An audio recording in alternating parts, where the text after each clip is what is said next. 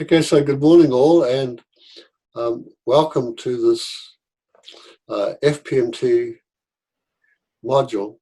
And it's part of an introductory program called Discovering Buddhism. And the first module we're engaged in is called Mind and Its Potential. And my name is Eddie, and I'm one of the tutors here at Langui Tangpa Centre. So please make yourself comfortable in your chair and allow all the Buddhas and Bodhisattvas of the 10 directions to be present in the room above your head.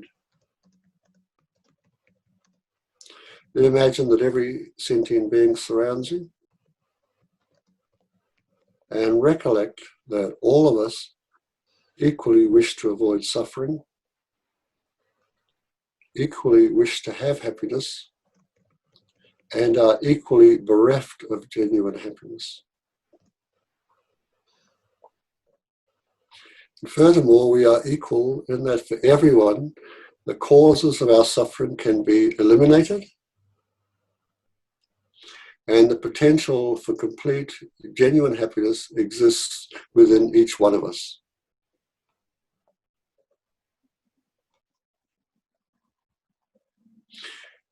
Now, to dispel the causes of suffering and actualize genuine happiness, we have to first of all abandon attachment to just the concerns of this life. Then to all the pleasures of cyclic existence, to our own singular welfare, and finally to grasping at an independent and objective reality.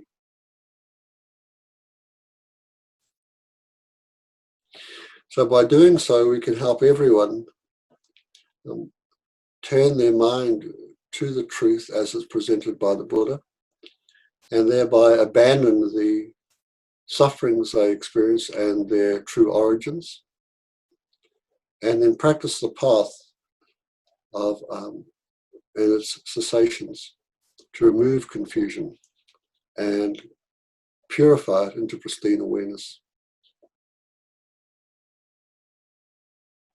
And since only the three jewels and the Lama indivisible protect that effect within us, decide to help everyone engage in the path as explained by your teacher and their lineage. And we can begin to do this by refreshing refuge, our own refuge from the depths of our own heart, and by reciting the refuge prayer along with the generation of bodhicitta. So let's do that together. I go for refuge until I am enlightened to the Buddha, the Dharma, and the Supreme Assembly. By my practice of giving and other perfections, may I become a Buddha to benefit all sentient beings. I go for refuge until I am enlightened to the Buddha, the Dharma, and the Supreme Assembly. By my practice of giving and other perfections, may I become a Buddha to benefit all sentient beings. I go for refuge until I am enlightened to the Buddha, the Dharma, and the Supreme Assembly. By my practice of giving and other perfections, may I become a Buddha to benefit all sentient beings. And to stabilize and enhance this wish, we'll recite the four immeasurable thoughts together. May all sentient beings have happiness and the causes of happiness. May all sentient beings be free from suffering and the causes of suffering. May all sentient beings be inseparable from the happiness that is free from suffering. May all sentient beings abide in equanimity, free from attachment for friends and hatred for enemies. So to accomplish the path that leads to enlightenment, we need to abandon everything that hinders us and accumulate everything that advances that path. And that's all summed up in the 7-limb prayer. So let's recite that together. Reverently, I prostrate with my body, speech, and mind. I present clouds of every type of offering, actual and imagined. I declare all my negative actions accumulated since beginning this time, and rejoice in the meritable holy and ordinary beings. Please remain until the end of cyclic existence and turn the wheel of Dharma for living beings. I dedicate my own merits and those of all others to the Great Enlightenment. So to bring about the accomplishment of our wishes, we can now offer a mandala to the Buddha in the field of merit in front of us. And just recollect here, the essence of this offering is the practice of letting go. So we let go of all concepts, we let go of the mind and the body. So this ground, anointed with perfume and strewn with flowers, adorned with Mount Meru, 4 continents, the sun and the moon. I imagine this as a Buddha field and offer it. May all living beings enjoy this pure land. Idam Guru Ratna Mandalakam Nryatayami. So now I think that your offering has been accepted by the Buddhas and the field of enlightenment that surround them. They smile at you in delight, and the merit field begins to dissolve into the central figure of Shakyamuni Buddha. The emanation leaves his heart center and comes to abide above the crown of your head. This figure of light descends through space, entering the crown of your head, going down to where your heart is. And the light begins to expand, filling your body and mind.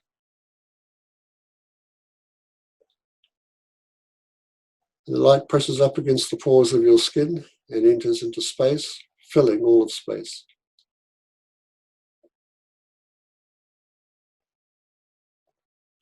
And within this space, there is no self or other, no inner or outer.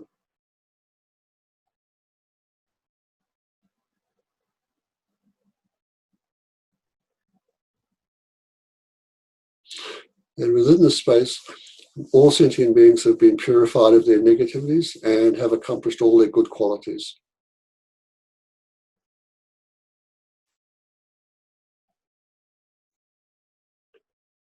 So the space is like a great open field of enlightenment.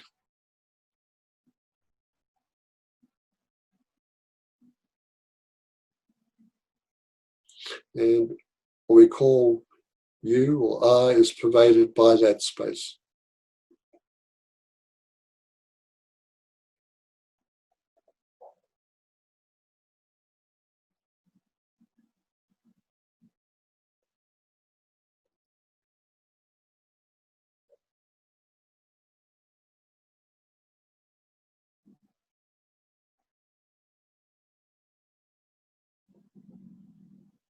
Now the light begins to withdraw. You feel yourself embodied, breathing normally and naturally. But the heart center is still a little warm space.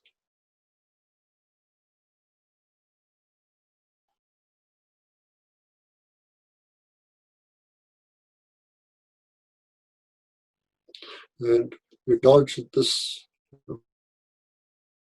is our potential for enlightenment. And it is ripened through listening to teachings, reflecting upon them, meditating upon them, and then engaging in them.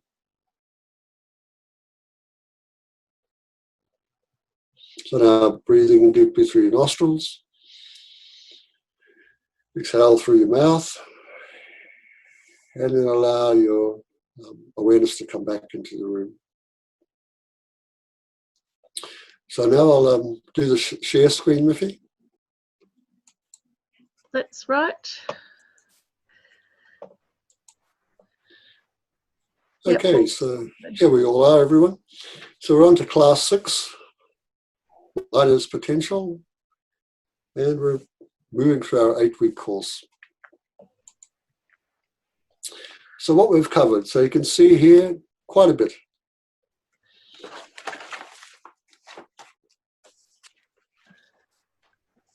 Last week, we looked at some of these, the causes of genuine happiness and means of opposing attachment. So attachment, of course, is one of the major afflictive sources of our suffering, but it can be overcome. Previous to that, we looked at how the mind is being the source of our happiness and our suffering.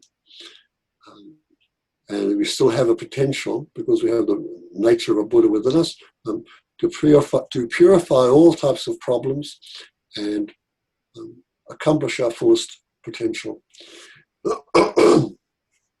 Previous to that, we looked at different forms of mental continuums.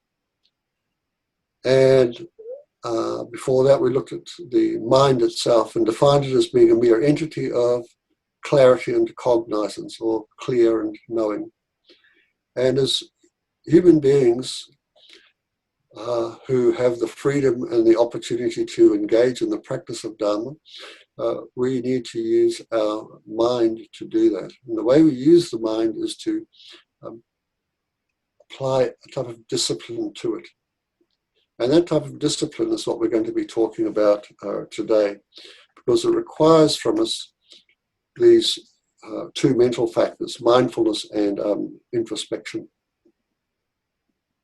We're going to use these two factors to oppose aversion and its faults, and use 4 steps to stop anger. So aversion is also one of the 3 major afflictive sources of suffering, and it's also called a poison. And in the Pali tradition, it's called a fire. It's also rooted in ignorance and other distorted conceptions, and it too keeps us within the cycles of suffering.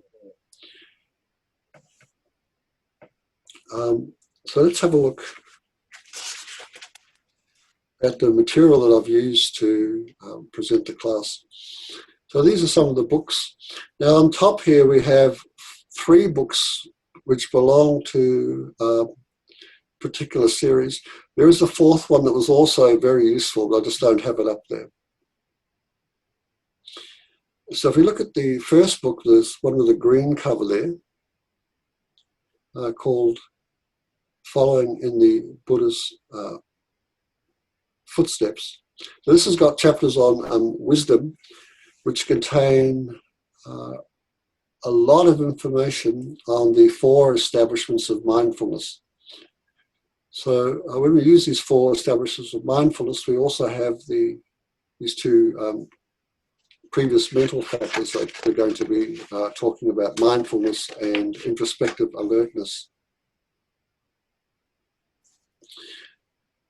The foundation, the Approaching the Buddhist Path. So this has a lot of very good information on mind and the emotions and happiness and unhappiness.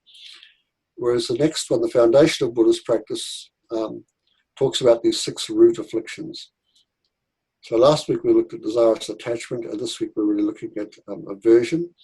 And another term for aversion, of course, is hatred. Buddhist Psychology by Geshe-Tashi Sering has very good information, also from a Buddhist perspective. This next book, Emotions Revealed, you might find this very interesting, because this is written by a man called Paul Ekman. He's a very good friend of His Holiness the Dalai Lama. And this is a Western presentation, but he explains the sort of the roots of our emotions, in particular anger, fear, disgust, sadness and happiness, and shows how they sort of can cascade across our faces, providing clear signals to those who can identify the clues. And in his particular book too, the use of mindfulness is highly emphasized. Then we have mind and its functions, which is very useful to identify the minds and their mental factors, in particular hatred, anger, and so forth. And the last book is a book that really deals with antidoting aversion and hatred. Here it's called anger. So all very good books. 3 others that I've not mentioned are a couple of books by Venerable Thupten Chodron called Open Heart, Clear Mind, and Working with Anger. These are 2 very good books. And finally, a book called The Anger Fallacy, written by a couple of Australian psychologists, which is very interesting, very easy to access and to understand. And sort of puts to rest some of the ideas that we might have that, you know, anger's useful and can be meaningful and that sort of thing.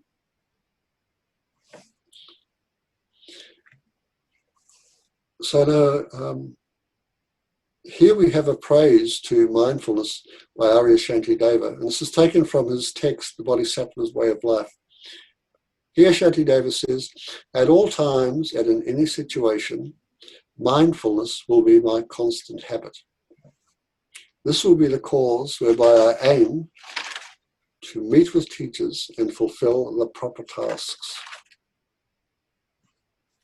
So he's praising mindfulness, and mindfulness has this aspect of memory in it, and we need to remember what we need to do to fulfill our tasks and hear what our teachers have to say.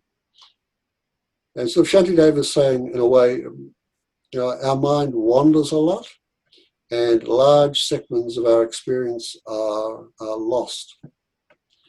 But if we can recollect or use mindfulness, that won't happen. So he's trying to encourage us to acquire the habitual attitude of mindfulness, meaning remembering what we are meant to be doing.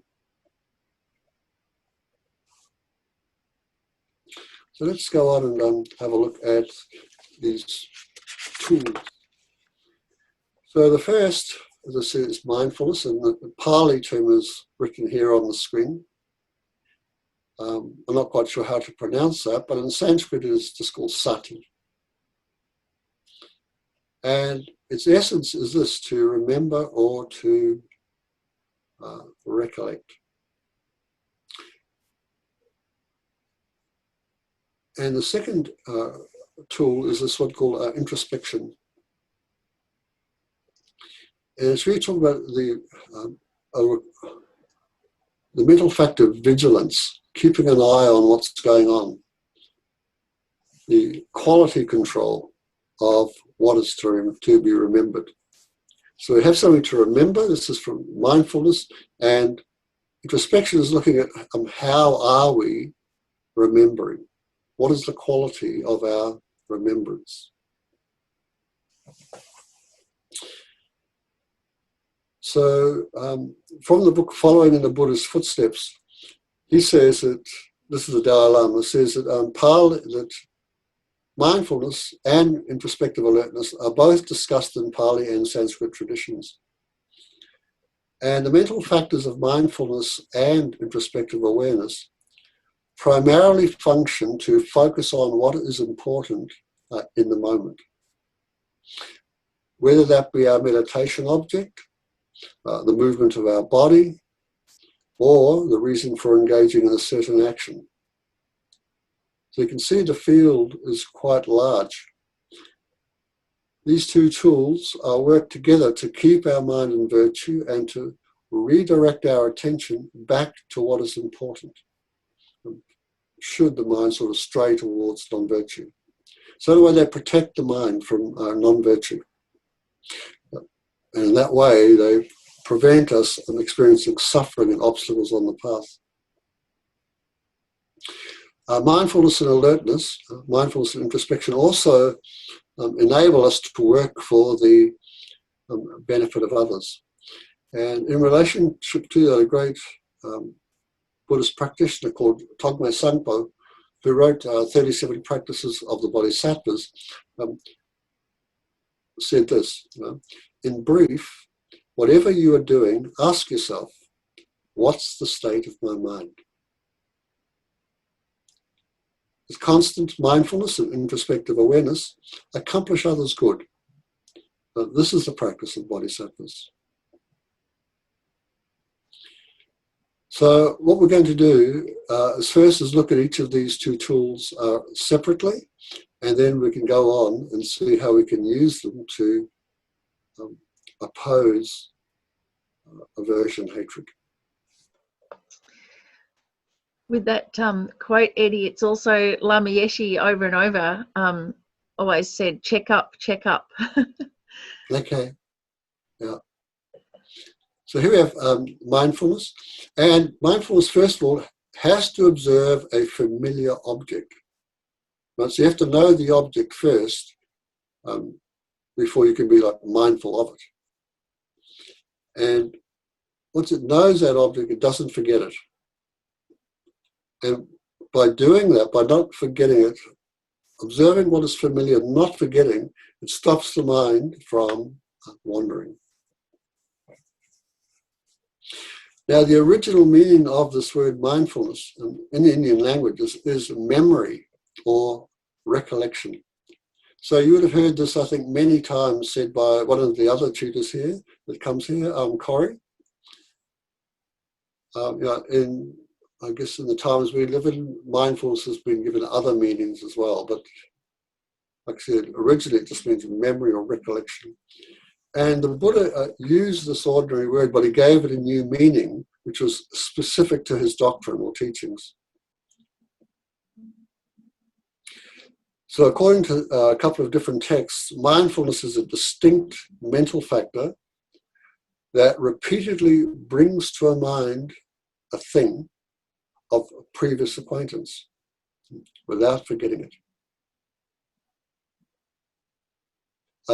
Arya Sangha says, mindfulness is, in regard to a familiar object, the mind is not forgetful and operates without distraction. So in brief, it's a mental factor that functions to not forget the object realized by the primary mind. And it has three features. So you can see the focal object is a familiar object. So you can't be mindful towards something that's unfamiliar to you. And the subject, which is the mind, is not forgetful of the object, meaning it's focused on it and it's not distracted from it. And the function of this tool, the function of this mental factor is to prevent distraction to other objects. So after your attention has been placed on the meditation object, mindfulness just keeps it there. Eddie, can I ask a question? So what's the difference between that and, say, just being really familiar with a negative mental factor? Because mindfulness is really related to virtuous objects. So sometimes, like Lama Zopa will say in his text, we could be mindfulness. You could be, a burglar is mindful. But here is really talking like, in other words, a burglar knows what he's to do. He remembers what he's to steal and all that sort of thing. But actually, so mindfulness has got a couple of different ways you can look at it. One is that it's one of the factors of the mind. Right? So that's one way of looking. But then there's another way of looking at it, is like being a tool of the mind. And when it's a tool, it's directed towards virtuous objects. And so if we look at just mindfulness as being one of the ever-present mental factors, I think it's ever-present, but it's one of the major mental factors. There's just something that goes along to it. That's what it does, It just grabs its object, it holds onto them, focuses on them. If it's like that, well then, like Lama Zopa says, even a burglar is mindful. Yeah, because that's like a little bit like the corporate mindfulness. Yeah, this is right. So they're not necessarily virtuous objects. So that's one way you could look at it. But the other is to use it as a tool to bring about your own enlightenment, and that's really what we're going to be focusing on here. So these books that I've been mentioned before, they have a really wide presentation and deep, but very easy to read and to understand. So I do suggest in your follow-up studies to have a look at this new collection of books put out by His Holiness the Dalai Lama and Venerable Thupten Chodron. I've never seen presentations that are so wide-ranging and with depth in them about the practice of mindfulness and these mental factors of mindfulness and introspective alertness.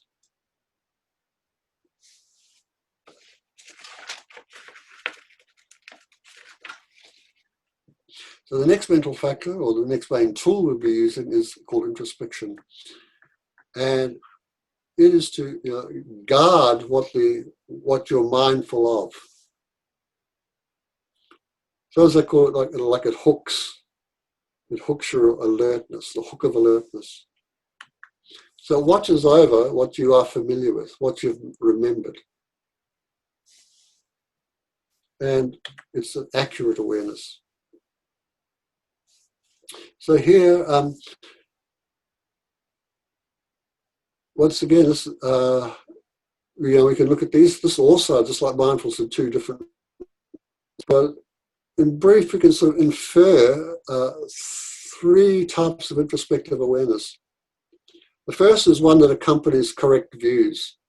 The second is introspective alertness that understands the object and supports the development of a reliable analytical wisdom.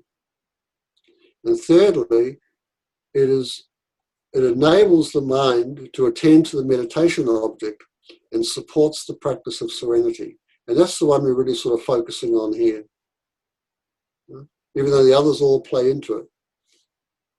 Enabling the mind to attend to the meditation object. So these first two types of introspective awareness, that which accompanies correct views, and the second, understanding the object and supporting the development of reliable analytical wisdom, show that introspective alertness is associated with wisdom, and the cultivation of wisdom. And the third shows that introspective awareness associated with serenity, or what we call concentration. So introspective awareness here is it's like a meta-awareness that monitors and is aware of what's happening to the mind. So we use mindfulness to place it on the object that we're familiar with. We try to keep it there, and then we use this introspective awareness to monitor that mindfulness and become aware of it, sort of how it's holding its object.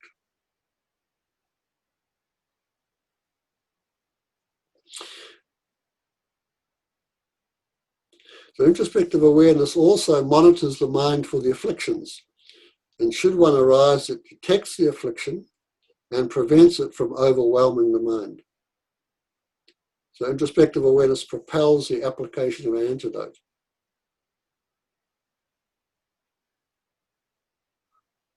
So Arya Sangha asks, how can one be restrained in one's body and speech? And the answer is, by possessing introspective awareness. The repeated examination of the state and actions of our body and mind. And in fact, in the Bodhisattva's Way of Life, there's an entire chapter developed to introspection. And it's a very good chapter to read and quite delightful. So now these two mental factors work together. So let's have a look at that now. So in mindfulness, it's preventing the attention from wandering from the object of meditation, and introspection is recognizes whether your attention is wandering or not, or even the quality of the attention that's placed on the object. So these two are sort of intricately related.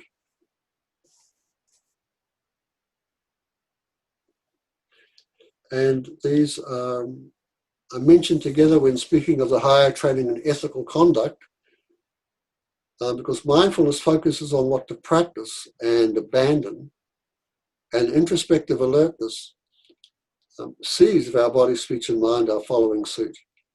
So later when we come to this, to our teachings on aversion or hatred, so introspective awareness will have noticed that the mind has moved and now it's being polluted by that mental factor. And it has to bring in now a new mental factor to oppose it.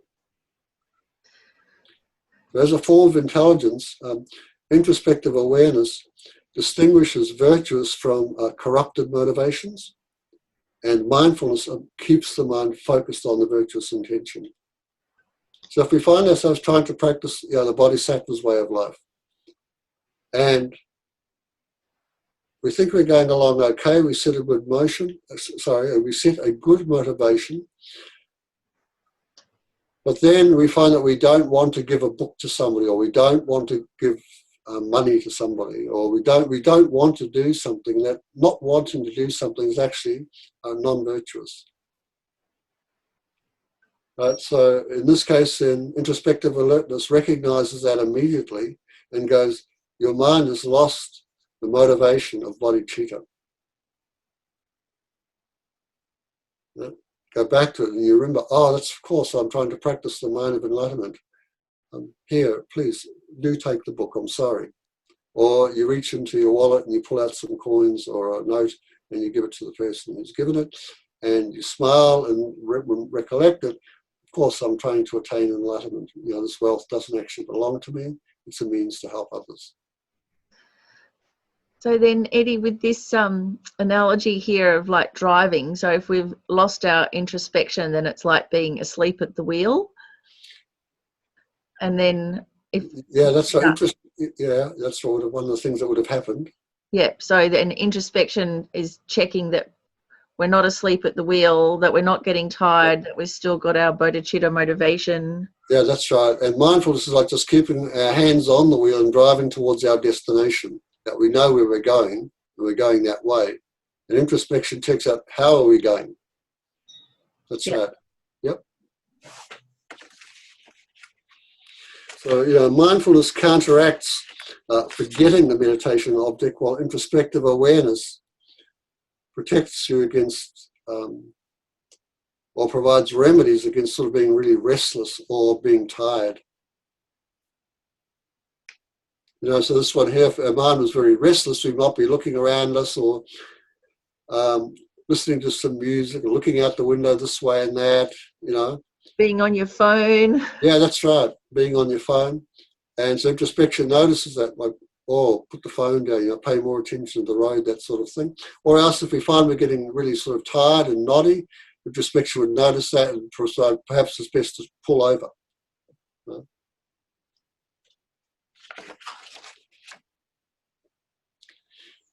So once again, another quote from Arya Shantideva from the Bodhisattva's Way of Life. He says, those tormented by the pain of anger never know tranquility of mind.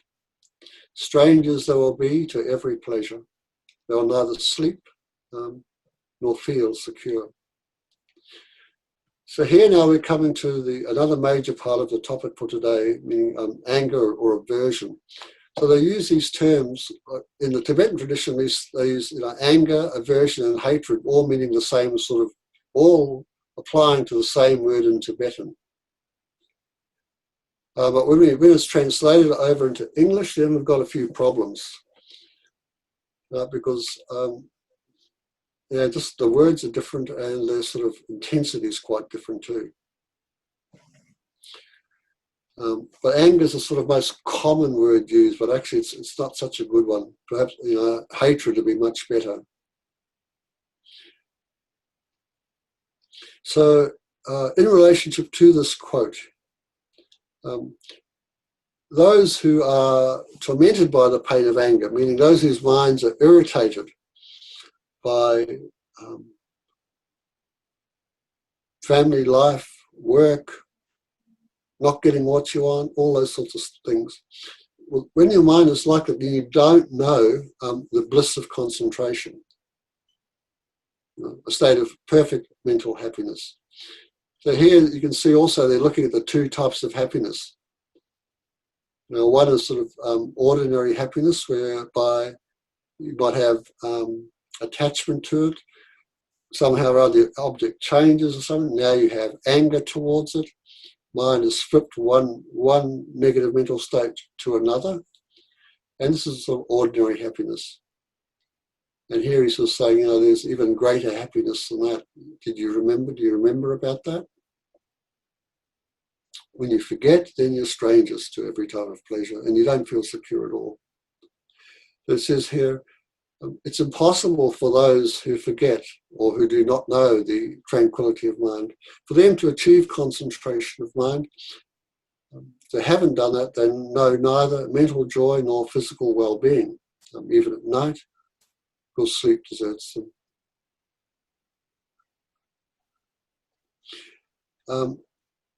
Tupten Chodron says that when we're angry about something, most of us think about it feverishly.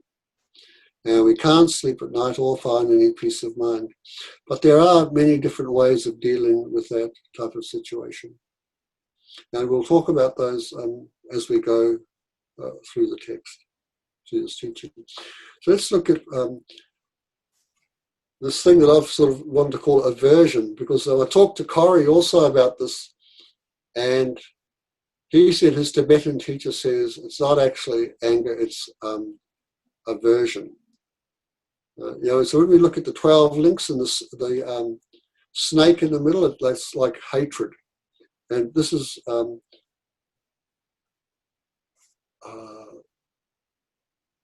sort of equal to this thing called aversion. It's not sort of the anger, even though, of course, we'll be talking a lot of anger in this class. We're looking at anger, aversion, and hatred being the same sort of thing, but actually they're not. Especially in the Pali tradition, they really discern the difference between hatred and anger. And this picture here I've taken from Paul Ekman's book, because when people become angry, the face looks a bit like this, and the next slide that's over the page. So here to oppose aversion, hatred, we need to first of all know what it is, know what causes it, and know how to eliminate the causes, and know what the benefits of doing so. So this is just a 4-step process that you can use, and it's very thorough and useful. So in the Sanskrit, the word is called desha. In Pali, it's dosa. But in Tibetan, it's called shedang.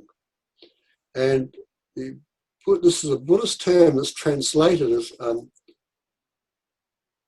hate or aversion. It's one of the 3 major poisons, one of the 3-fold fires, one of the 3 unwholesome roots. It's also one of the 14 unwholesome mental factors within the Abhidhamma. Walpola Rahula, some of you might have read his material, he's a great Pali scholar. He renders aversion as hatred, and so does Chogyam Trungpa, and he's a great teacher within the Sanskrit Mahayana tradition. Eddie, Sue's just said that Geshe Tashi Sering translates it as harmful impulse. Oh, okay. That's a good term too, isn't it? Yeah. And this is a mental factor, and it refers to one of 3 objects, but it agitates the mind by being unable to bear it, to bear what's happening, or through wanting to harm the object or person. And the 3 objects can be expanded to 9, which I'll mention later in another slide. So it's based on a sort of a distorted attention that exaggerates or projects defects onto people and things. So our minds create many reasons to validate our aversion and give us a false sense of power in situations where we feel afraid or hurt. And aversion has many forms, and several other afflictions are derived from it, including irritation, annoyance, frustration, anger, rebelliousness, belligerence, resentment, vengeance, spite, cruelty, violence, and jealousy. And I can't help but think about what's happening with the race riots at the moment. It's very... So what was the term again that Khyentse Rinpoche used? A harmful impulse. Harmful impulse. Harmful impulse. So it could just be, that includes everything from just kind That's of... right. So you say harmful impulse, you've got leading to irritation, annoyance, frustration, anger, rebellion, all those belligerence, jealousy, all of it. Because the thing with hatred is most people will say, well, I don't hate anyone. But Yeah. pretty much you can always think of a white racist, and some form of, even if it's just mild hatred, will arise. Yeah, and we all have the impulse to harm. Yeah. It's just that, you could put hatred right out there on the furthest end of the spectrum and then start going backwards till we end up with that impulse to harm. So here, now we're going to have a look at, so anger is just the same, so it's the same, right? So here we have the actor, is it Tim or Tom Roth? Tim Roth, isn't it? So remember he played that psychologist on TV, and that was all, they used Ekman's material to support the role. Yeah, it was the crime show, Would I Lie to You? Yeah, that's Or right. Would I Lie? That's right, Would I Lie to You? So here we have some of the little things that happen when people become angry. Their eyebrows are drawn down and together, the eyes glare, and there's a narrowing of the lips. So if you look at people's faces, which is a lot of this material in Ekman's work is that, being able to identify the emotions of others and on yourself, try and sort of feel them and look in mirrors, and so you know what it actually feels like and looks like to be angry. So Stefan's also asked, can this harmful impulse also be an avoidance of responsibility of right action?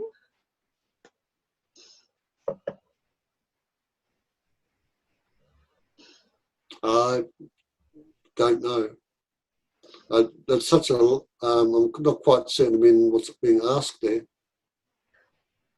Well, it's just If you narrow it down to just tell me in ordinary English, what are you getting at? Oh, we'll give him a moment to type it in, and just when he answers, I'll let you know. Okay, so so this word anger has changed in meaning over time. In the Middle Ages, it just meant hurt, as in an angry sore. But then later on, at least in the West, then the conception of retaliation came in. And so, in terms of its definition, it's being defined as a deluded mental factor, meaning that it's mistaken, agitated, confused. It observes the contaminated object. So it's the object is fallible, it's imperfect, and within cyclic existence. It exaggerates its negative characteristics, meaning there's a sense of projection and also exaggeration. So in terms of the projection, the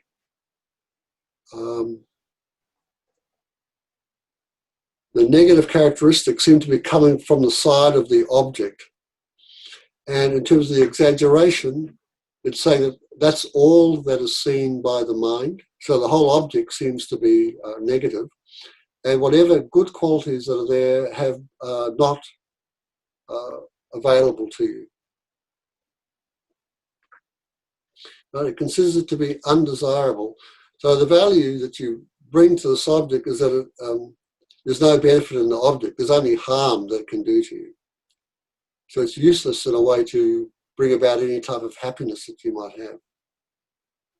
And then there's the wish to harm it. So then we bring all this a sense of retaliation, ill will, vengeance. Now behind each episode of anger, there are many, many stories, many sort of ideas that arise, proliferated by the mind, in which we sort of impute motivations to people that they don't have, interpret actions from our own standpoint, and favour our own concerns while ignoring or demeaning the concerns of others. So although we might try to justify or rationalise or deny our anger, the truth is that we are unhappy when our minds are overcome by anger. So we become sort of discontent. We lose our sense of contentment. And this mental unhappiness inflames our anger, which results in aggressive behaviour. that breaks the trust of people we care about. So anger is it's a mental state, right? It's not behavior. Anger may also be a reaction to fear. So when fearful, we usually feel powerless, whereas anger gives us a false sense of power. Sitting adrenaline sort of coursing through the body.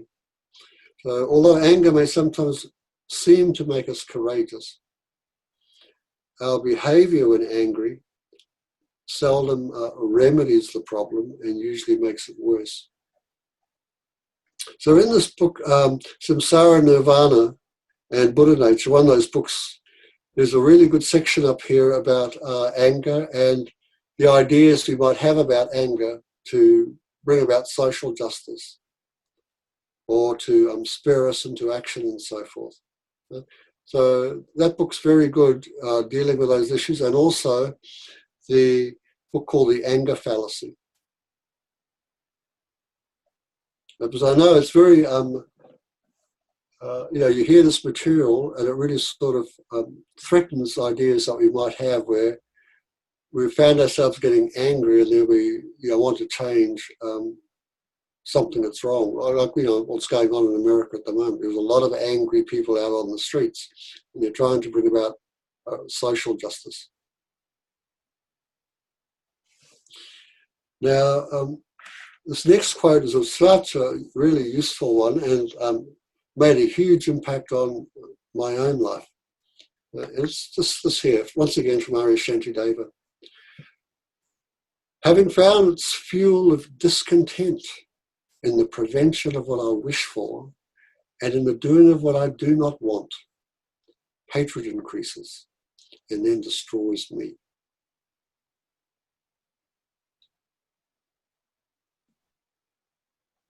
So the fuel of discontent. How do we become discontent? We're prevented from what we wish for and in the doing of what we want, and we get what we don't want.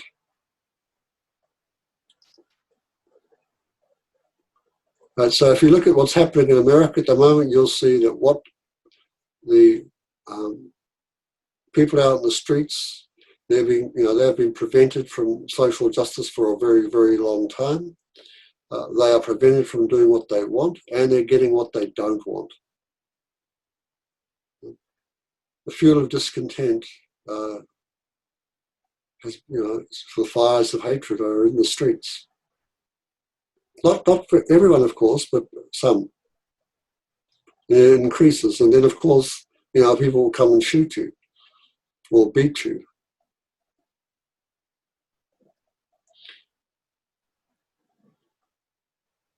So when we look at, when we become angry, if we want to find the triggers of our anger, here it is. Getting what we don't want, not getting what we desire. And then being prevented in what we do wish for. Being prevented in our desires, not getting what we want, and getting what we don't want. So Eddie, this is also happening a lot with the rise of mental health issues from the extended lockdown that we've been. Yeah, that's right. Yeah, that's right. So for me, and it could be for you too, if you ever find yourself angry and then you naturally go out to blame the other person or the situation, you can if you can just stop yourself there and go, that's impossible for that situation that's out there or that thing out there to make me angry. That is impossible. Why is it impossible? Because those cannot be the substantial causes for my anger. If they were, they would have to turn into my anger, and they haven't. So that's not the main cause for my anger. You go, okay, then it's back here. It's within my own mind. You'll come back to discontent. I am not content with this situation. I'm being prevented doing what I want to do. Someone's trying to do something I don't want to happen. So I found that really, really useful. It seems like the situation outside of yourself is the source of the thing making you angry. It's not. You come back to yourself. No, it's got to be coming. The anger is mind. It's not action. It's mind. My mind. What's doing it? Discontent. What am I not happy with? What am I being prevented from what I wish for? What's being done to me that I don't want? What do I have to do that I don't want? And you come back to that and you go, oh, okay. Now you have this chance to work against anger and find some other mental state that's more valuable and useful for you.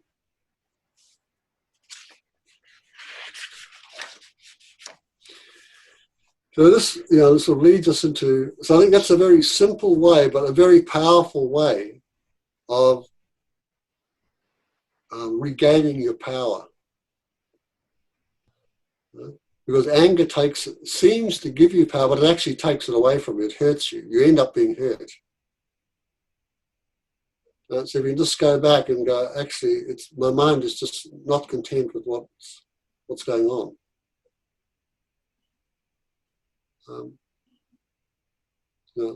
There's something I can do about that. There might not be anything I can do about what's appearing in front of me, but this I can do something about.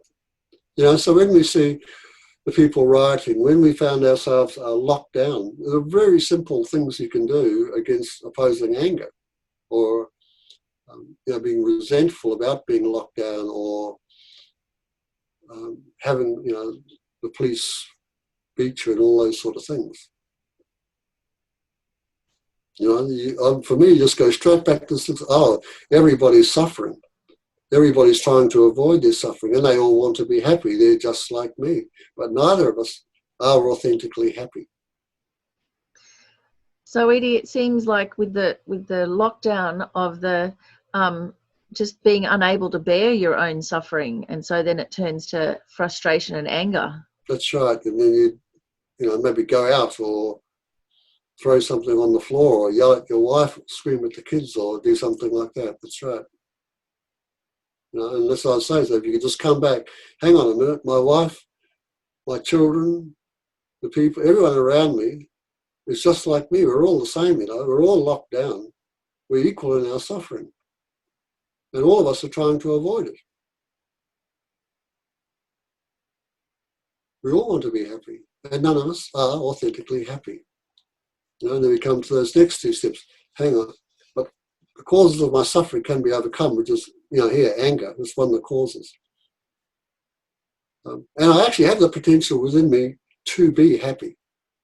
All beings do have that. I need to access that material right now. And then you go, may all beings, may I be happy. May I be free from suffering. So even just doing that, you've moved your whole mind away from the images, that are external, the stuff external to you, and come back in. Now you're working with your mind, loving kindness and compassion, which work, patience, all these sort of things to work against anger. So, like I said, what was wonderful for me was to find this out before I read the verse. Right? When I sat there in my room, was just so worked out, it's not Miffy, it's not the rubbish bins. It can't turn into my suffering, it has to be here. What is it? What is it? I've done this before, I know I have. And then it's just like, I don't want to do it. I just don't want to do what you're asking me to do. And I went, oh my God, that's so simple. And you go, it's really simple to overcome it. Just go and do it. Don't have to be angry. So we can all do that. And then when I read this, it was just like, damn, I was right. Good. I'm right. Just being discontent. Didn't get what I wanted. You'll find the same with yourself. You can change it. So a little bit more detail here, the 4 causes of anger being the root, like I said. So this is the self-grasping we naturally have. and and the imprint of it. Then the object, any contaminated object. The seed is a potential left on the mind stream by similar delusions in the past that are now acting as a substantial cause of that delusion in the present. Right? And finally, inappropriate attention, where you're just focusing on the object in a mistaken way. And this will act as a cooperative cause of the delusion.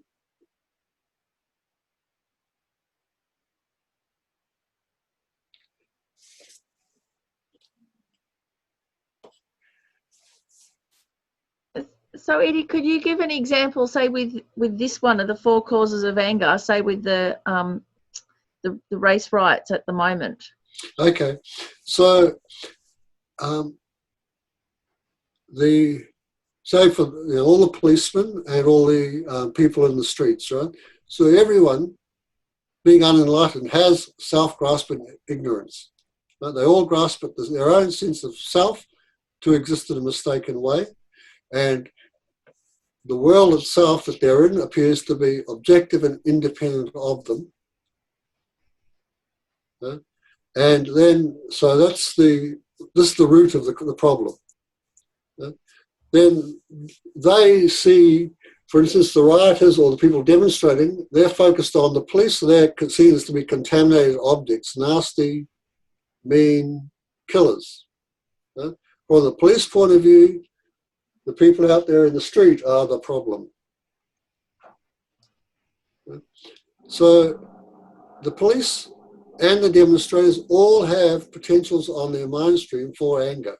And they're angry and afraid and resentful and belligerent and all that stuff right now. Right? So that, having that acts as the cause for them to be angry right now. Inappropriate attention is that each one of them is focusing on the other and seeing only the negative aspects of them. Right? As police as being killers out there to harm me, those who are racists from either side, or each one of them will be saying, white people being nasty, mean killers, the blacks will be looking at the whites as being the same. They only see the negative in what they're engaged in, what's appearing to them. But some of you, if you've been looking at Facebook, you'll see that there have been cases where actually the police have gone down on their knees and supported the demonstrators. And then you've seen other instances where the demonstrators have actually protected policemen who've been separated from their groups, from being beaten up. So it is possible to, not buy into these 4 causes as being a truth. So what seems to be happening with this then is that we can't separate out action from anger. So we want to change things, but the only motivation for it is this anger instead of. That's right. Yeah. So the actions become what we call seem to be angry actions. But like I said, the action is not necessarily anger, but people get confused, and so they need to act against the situation that's going on. So how to act? So one thing is go out in the streets, and then so you can do that. That's not necessarily anger or angry. You could hold placards, you could yell and so forth, and let your position be known. That doesn't necessarily be angry. But from the side of the other people who see it, they could, like I said, this inappropriate attention. You don't see people peacefully demonstrating. You see something else. And from the other side of the demonstration, you don't see people trying to keep order and enforce the law. You see something else. So then, of course, these actions are seen to be angry actions. Yeah, we see this too, don't we? Like that great story of Lama Yeshe, where a student had gone up and he heard this whacking sound and sort of yelling. And he went around the corner and there's Lama Yeshe with a young monk over his knee and he's spanking him. And the action looks like it's an angry action. But it's not. Because what we call anger is dependent upon the motivation. There's an action that follows a motivation. And actually, Eddie, you follow on from that story with Ursel, when he was little and he'd do something naughty, then he'd run up to his tutor and say, "I've done something naughty, I think I need Pam Pam on my bottom now."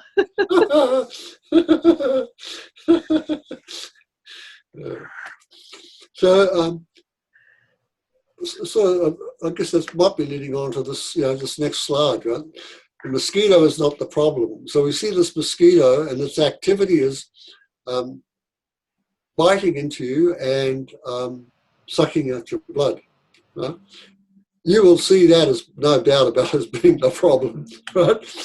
So there is appearance and there's a grasp at the mosquito itself as being something inherently negative, and is the appearance and the grasping at oneself of self being harmed. The mosquito, of course, is a disagreeable object. You go to kill that mosquito, then anger is a substantial cause. And like I've said before, I said, fear can lead to anger. But we've all been angry, so we all have the seed of anger on our mind stream. And only the unattractive qualities are noticed about the mosquito. Now I'm going to mention a little bit about these ideas we might have about anger and so forth. So in the presentation of the Sutra vehicles, so that means all the material covered up in the Bodhisattva's way of life, everything except Tantra, right? So the path based on the Sutra methodology sees all instances of anger as based on distortion and therefore damaging. But the path based on the Tantras speaks of using anger in the path. So Venerable Thupten Chodron says, in our discussions, His Holiness speculated that when a bodhisattva practicing Tantra speaks harshly to someone, the causal motivation, the initial thought to do the action, is compassion. But the immediate motivation at the time of the act is anger.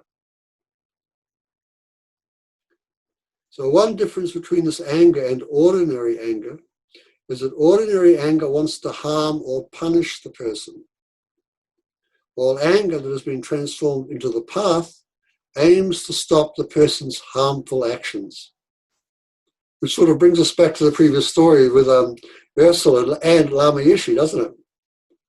Ursel saying, "I think I need Pam Pam," and then Lama Yeshe spanking the other young monk. Now, in speaking of the possibility of using anger in the path, a guideline is warranted. Since we beginners lack the requisite compassion, wisdom and skill to transform a destructive emotion into the path, it's better for us to apply the antidotes as taught in the Sutrayana path and to practice restraint. So this material comes from the book Approaching the Buddhist Path. That's volume 1 in that series, and it's on page 51.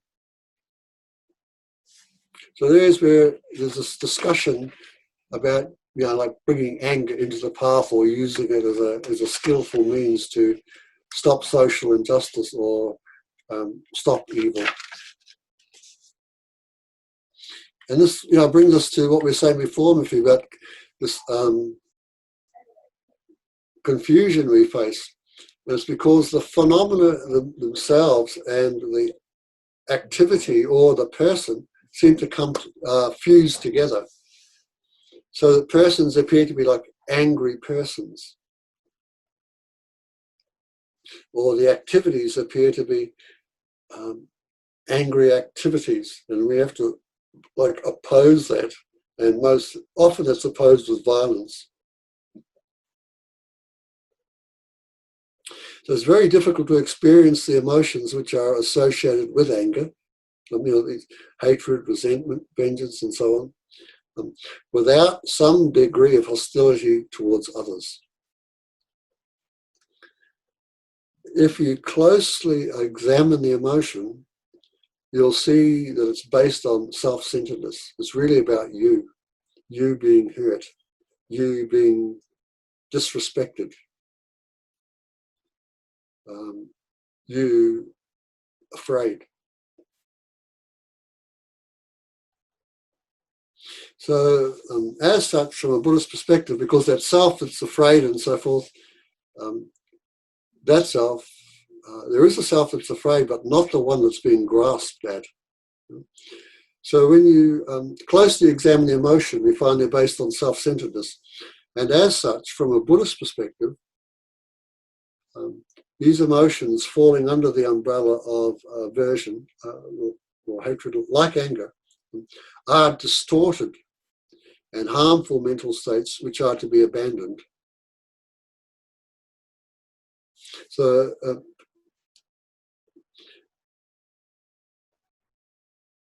it's important not to confuse being assertive with being angry.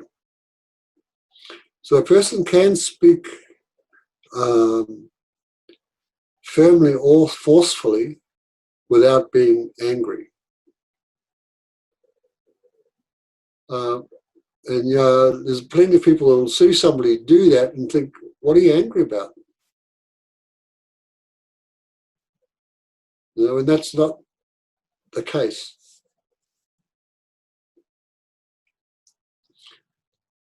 Now, so anger in the Sutrayana vehicle, in essence, is seen as an afflictive emotion.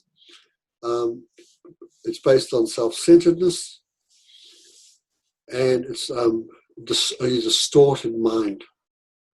And this distorted mind, when you act on it, produces karma. So once again, we have this the reifying view of seeing oneself and every other object as being truly existent, meaning existing in the way they appear to you.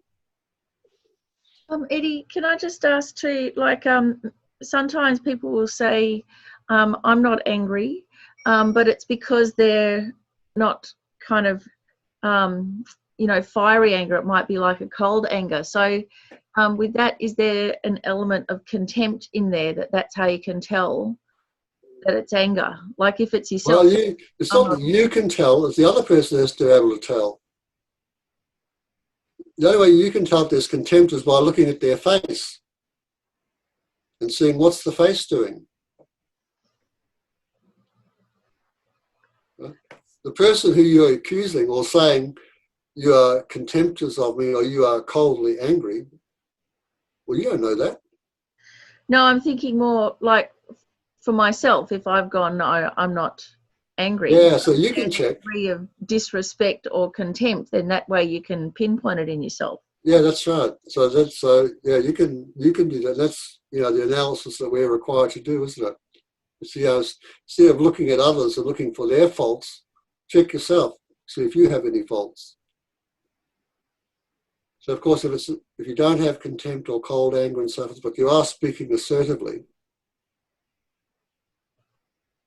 that's not anger. However, if, like you said before, if it is cold and is with contempt and you're not getting what you want, you're being hindered in some way, so you've spoken up about it and the tone is in a particular way, well, you're angry. So with the reifying view, of course, you exaggerate the faults. And here's the figure 80 to 20. With anger and this particular fault, it's more like 90-10. You don't see any benefit at all in what's happening in front of you. It becomes unbearable, and so you blame it. You blame it for your problem. So in America in particular, when that happens, there's always we have to take revenge. We have to make them pay. We have to hurt them like they've hurt us or society. A sense of retaliation has to be carried out. And it's once again supported by this Raifine view.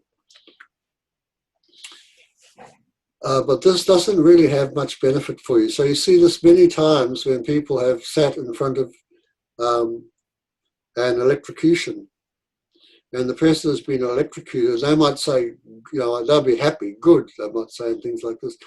They go out of there, they still feel bad. The anger that they've held has not gone away. Whereas I've seen cases here in Australia and also in America where people have actually forgiven the murderer or the killer, and though they are going to be still executed, they themselves do not have in their own heart revenge or wish retaliation. Those people heal a lot faster than those who hold anger and resentment against the perpetrators of crimes and so forth. There's often the story, isn't there, of anger is like picking up a hot coal to throw at somebody else. The first person who is burnt is the person who holds the hot coal. And I'm sure, if we know this about ourselves, right? When we are angry, it hurts us. It's really uncomfortable. And of course, that's one of the faults of anger. It makes you feel really uncomfortable. It's really difficult to reason. In fact, when you are angry, if you are in front of an angry person, please do not try to make them reason. They can't do it. It's impossible for them to do it at that time. I think it takes about 10 seconds or so for the mind to sort of be open for a suggestion that goes against the way they're thinking.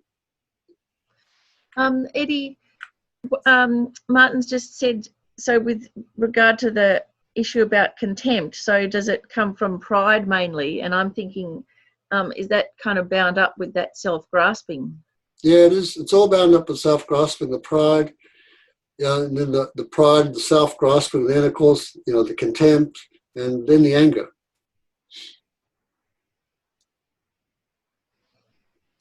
So these are just a few of the things that happen to you. So while not negative, but while these emotions, all these types of emotions are completely natural, they are still some of the most toxic emotions you can have. So feelings of rage and hatred build up in the body and mind, and affect the body's organs and natural processes, and they breed more negative emotions and lead to depression. Prolonged bouts of anger and these unskillful, grasping to these unskillful emotions take the toll on the body in the form of high blood pressure, stress, anxiety, headaches, and poor blood circulation. But some researchers have also shown that even one 5-minute episode of anger is so stressful that it can damage your immune system for more than 6 hours. So think about that. One moment of your own becoming angry, if you're angry for, say, 5 minutes, your immune system is affected for more than 6 hours. In turn, it can lead to heart attacks and strokes. Another scientific study said that the molecules accumulated and exhaled when you verbally express anger, hatred, or jealousy contain toxins that, when collected for about an hour, are enough to kill 80 guinea pigs. 80 what? 80 guinea pigs? Yeah. So these are scientific studies that have been done. Right? So you can imagine what it's doing to you.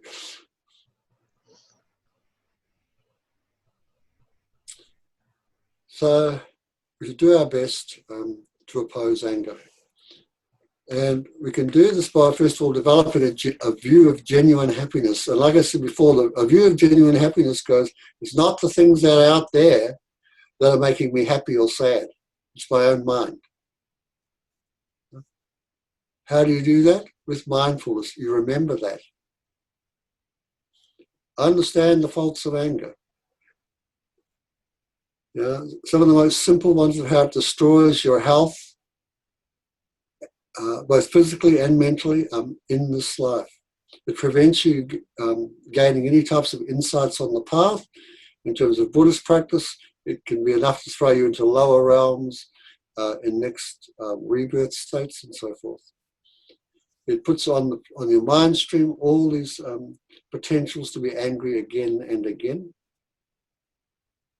And as my father said to me in his note, he said, I just couldn't stop it. I knew I was angry. I knew it wasn't good. I knew it would hurt you. I couldn't stop it. And so, of course, it basically destroyed the relationship with all of his children and his wife.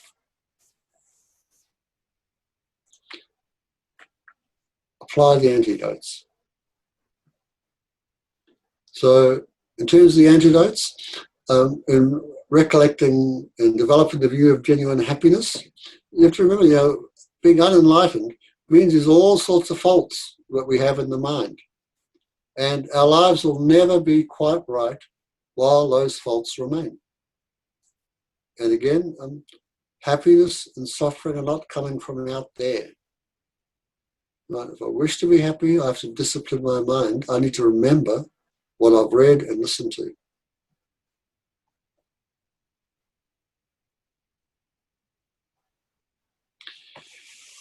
Recollect karma or cause and effect. We have the seeds of anger within us. Mind has been imprinted with seeing the angry persons over there. The disagreeable objects, they're over there. They're disagreeable in themselves. It's got nothing to do with me. They're nasty. Recollect our patience. Start cultivating our equanimity and love, bodhicitta. And finally, our emptiness. Recognize that anger is a dependent arising. Being a dependent arising, it is empty. If you search for anger on your mind stream, you'll never find it. It's not integral to the mind. It arises dependent upon causes and conditions. Also, recollect our impermanence and change. That if you get really angry, 10 minutes later, if you don't keep thinking about it, you won't be. 10 seconds or so later, you won't be.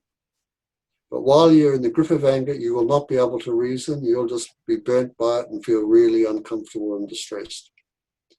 If you can breathe, relax as much as possible, 10 seconds later, it'll be gone. Again, recollecting that others also lack happiness. They want to be happy. They don't want to suffer. Do not contribute to their suffering. They don't want it. You don't want it. So, 4 immeasurables, taking and giving. There are a lot of different things we can do to oppose anger.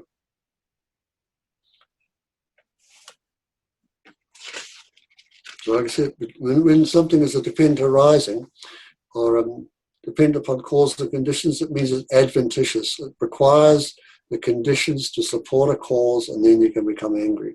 So the people external to you, or the fact that you're locked down, they're conditions. They can support a cause that you have on your mind stream to become angry if you start focusing on those conditions and not liking them. Of course, if you don't, then you're not angry, and then you can see, so anger is not an intrinsic moment of the mind or part of the mind. If it were, I should be angry right now, and I'm not. So anger has never penetrated the clear and cognizant nature of the mind. So basically, you're good. So then what about when people say, yeah, but anger's a natural thing? Well, it naturally follows if you place your mind on, objects that you find disagreeable. It's natural in the fact that you have it on your mind stream because you're an unenlightened person, but it's not. It doesn't naturally adhere to the mind. But if it were, you could never get rid of it. But we know, of course, it naturally arises because of the way our minds work. But it doesn't necessarily need to if you could discipline your mind using mindfulness and introspective alertness, right? You could stop it before it could arise. So that's kind of then why in our culture we actually have an assumption that we can't get rid of it because we don't understand. Yeah, but maybe some, even though we try to, don't we? No one likes it. So, we want to get rid of it, like my old man said, but I couldn't because he didn't know any method.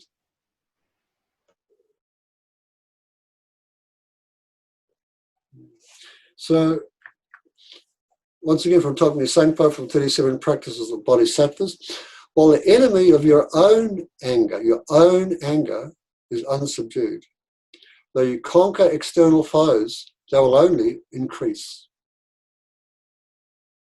Therefore, with the militia of love and compassion, subdue your own mind. This is the practice of bodhisattvas. It's great, isn't it? Well, the enemy of your own anger is unsubdued. So not angry people out there or the circumstances external to the mind. That's not what we're looking at here. That's not where the anger is. The anger is within our own mind. And if we have not subdued it, we will always become angry. It's something else. So how to stop that is with love and compassion. Use the armies of love and compassion, meaning meditate again and again and again on love and compassion and subdue your mind. This is the practice of bodhisattvas. So if we do that, then of course there are so many benefits. Here they are, a few of them. Your life is in accord with reality because you're not overestimating what's seen as unlikable or negative. You accept karma, that all these appearances arising in dependence upon your own karma. They're producing this effect of unlikable and anger. And when that is the idea that you're a victim to circumstance finishes. The grudges you've held finish. You have good health and people trust you.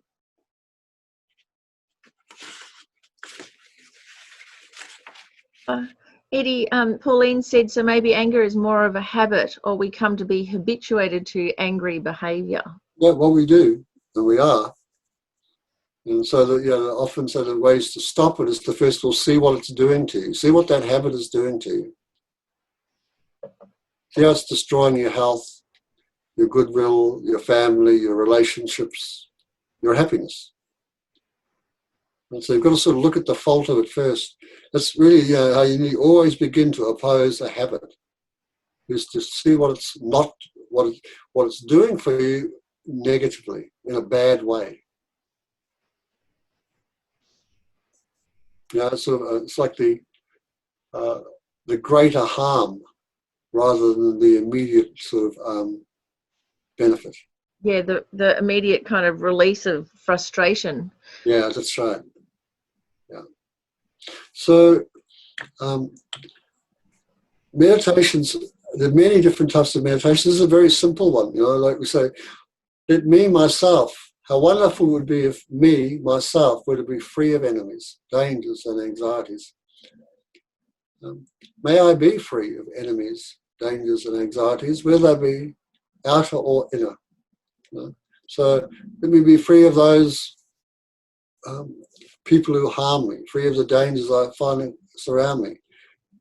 But more important, may I be free of anger. May I be free of self-grasping and the anxieties they produce, the fear they produce. Then you say, and then move it across to others, your good friends and so forth. So you just go through these different groups of people, yourself first, and the good friend and the group of people, vast of all living beings. And then look across at those people who are really angry, and we normally put the label our enemy upon. Those are the people that really need to be freed of anger. So you can make the wish that they do so. The other thing you can do, I find really useful, and it's tremendously on the spot, you can just do it. It's oftentimes when you see anger, when you see an event in front of you and you feel angry yourself, right? There's your object, breathe it in, breathe it in. And imagine that the angry behavior of others is also being born of this. And on the out breath, give out love and compassion. So when I say take it in, I mean subject it to wisdom so that the grasping at it vanishes. Because it's the grasping at these emotions that we have really bring about the problem. It's not the emotion itself. If we just let it go, it wouldn't affect us at all. But we don't have a good thing on emptiness, or we can combine emptiness with love and kindness and with compassion, and get rid of or use this, the feelings of anger in a constructive way. If you don't want to do it, of course, just do it straight like this, like the four immeasurable prayers. I think that's quite amazing how you said when you take it in, you subject it to wisdom, because often when we take it in, we just take it in all wrong, don't we? Yeah, that's right. And we put it on ourselves, and that's not good. But subjecting it to wisdom, then also we're at least relating to a valid part of ourselves. Yeah, that's right. Yeah. And you'll see, if you do it that way, it doesn't stick to you. It doesn't weigh you down and make you really heavy and depressed. Mm. That's the wonderful thing of it. Yeah, you work with it. You accept it. Yes. Like I said, they give this idea, in a way you could associate that practice called rain. You recognize, I feel angry. I accept this anger. Right? In terms of the investigation, it's done. You just subject it to the wisdom that has come from previous investigation. There isn't anything that exists inherently. So I'm not going to grasp, I'm not going to grab and hold on to these feelings as if they're real. No? They exist, but not truly. So I accept that. On the out-breath, I release love and kindness, compassion. When nothing sticks, it becomes really workable. It's slightly uncomfortable rather than majorly uncomfortable. It's not depressive.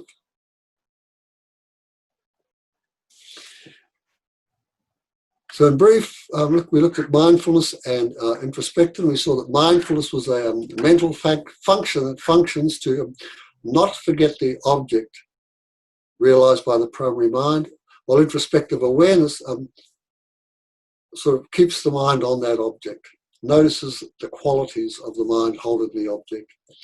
We looked at aversion or hatred and its many different faults.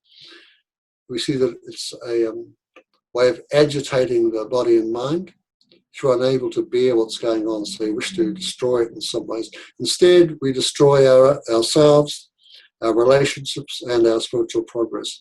And there are different ways to stop anger, and I present these 4 steps to go through.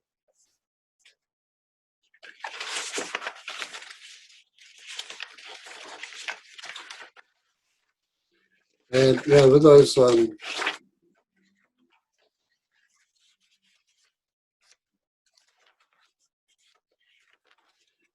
with those 4 steps, start by remembering the view of genuine happiness. Whatever's causing me problems is not primarily out there. That's just a condition that contributes.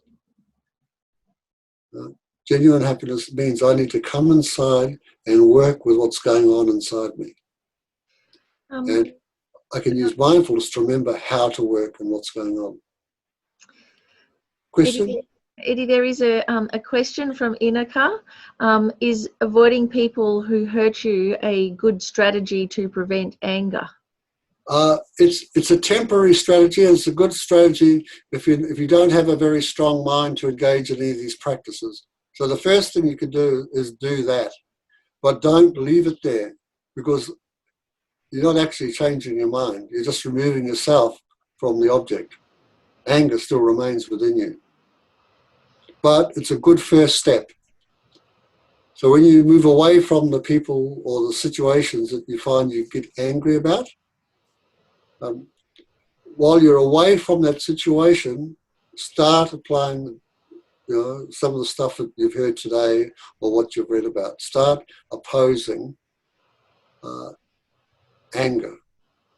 Start accepting the fact that being an unenlightened person, you will not always get what you want. You'll get what you don't want, and you will be separated from what you hold dear. That's just the way life is. There's no need to become angry at that. So please apply something of what you've heard and read about anger while you are not close to the objects that make you angry.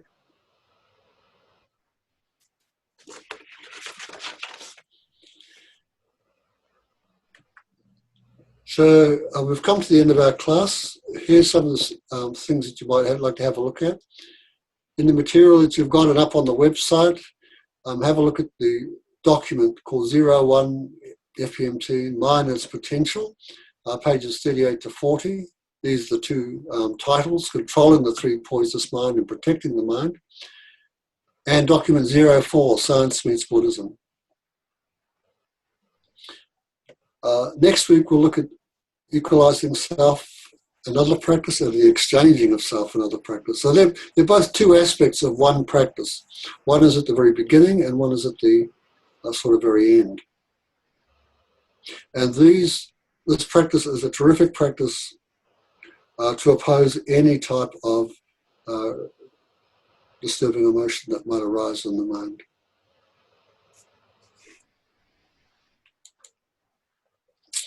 So let's dedicate the merit that we've gathered and accumulated today by listening to this teaching. I know you're thinking about it, and I hope you'll also become familiar with how anger arises, what its causes are, what this thing called aversion, hatred, anger actually is, how it destroys happiness, and how it can be brought to an end. May our meritorious energy go towards that, but also achieving enlightenment for the benefit of all beings, thereby repaying the kindness of our teachers and our parents. So due to the past, present, and future merits, which are like a dream and exist in mere name, created by ourselves, the Buddhas and Bodhisattvas, and all other sentient beings who are like a dream and exist in mere name. May we attain enlightenment, which is like a dream, existing in mere name, and lead all dream-like sentient beings who exist in mere name to that enlightenment, like a dream, by ourselves alone, which, not existing from its own side, does exist in name only. So, thank you once again, everyone, for attending the class this Tuesday morning. It's a beautiful day outside. I hope you get some of that sunshine on yourself and feel good.